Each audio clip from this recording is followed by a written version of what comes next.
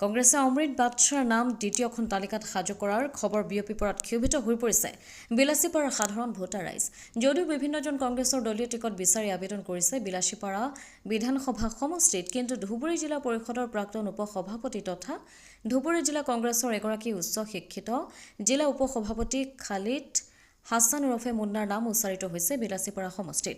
যোৱা বিধানসভা নিৰ্বাচনত কংগ্ৰেছে এগৰাকী নিম্ন শিক্ষিত কংগ্ৰেছৰ ৰাজ্যিক সাধাৰণ সম্পাদক অমৃত বাদশ্বাক দলীয় টিকেট প্ৰদান কৰিছিল। বিপুল ভোটৰ ব্যৱধানত বিজেপিৰ এগৰাকী বিধায়ক অশোক কুমাৰ সিংহৰ হাতত ব্যাপক হাৰত পৰাস্ত হৈছিল। এতিয়া প্ৰশ্ন হ'ল, কংগ্ৰেছৰ কেন্দ্ৰীয় সভাপতি খাৰ্গে, কংগ্ৰেছৰ যুৱ নেতা ৰাহুল গান্ধী, প্ৰিয়ংকা গান্ধী, অসম প্ৰদেশ কংগ্ৰেছৰ সভাপতি গৌৰৱ গগৈ, সাংসদ প্ৰদ্যুৎ বৰদলৈ, সাংসদ ৰকিবুল হুছেইন আৰু দলৰ নেতৃবৃন্দই যদি আকৌ অমৃত বাদশ্বাক দলীয় টিকট প্ৰদান কৰে, বিলাসীপাৰা বিধানসভা সমষ্টিখন বিজেপিৰ হাতলৈ যোৱাৰ পূৰ্ণ সম্ভাৱনা আছে।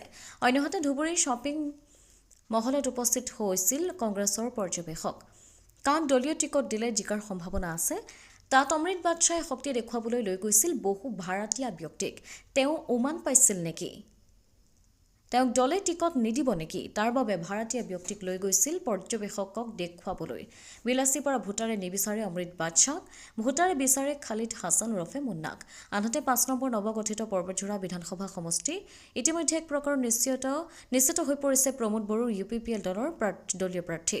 যদিও বিভিন্নজন দলটোৰ পৰা টিকট বিচাৰিছে, তাৰ ভিতৰত এগৰাকী যুৱ নেতা UPPL দলৰ কেন্দ্ৰীয় সাধাৰণ সম্পাদক তথা গোমা পৰিষদীয় সমষ্টিৰ প্ৰাক্তন TCLCৰ চেয়াৰমেন নুৰ হাছান আনছাৰী নামো ইতিমধ্যে উচ্চাৰণ হৈছে। দলে যদি টিকট দিয়ে, আন ৰাজনৈতিক দলৰ দলীয় প্ৰাৰ্থী বিপাঙত পৰাৰ পূৰ্ণ সম্ভাৱনা আছে। গৌৰীপুৰৰ পৰা চাহাবুদ্দিন মোলৰ ৰিপৰ্ট, অমৃত নিউজ 24/7।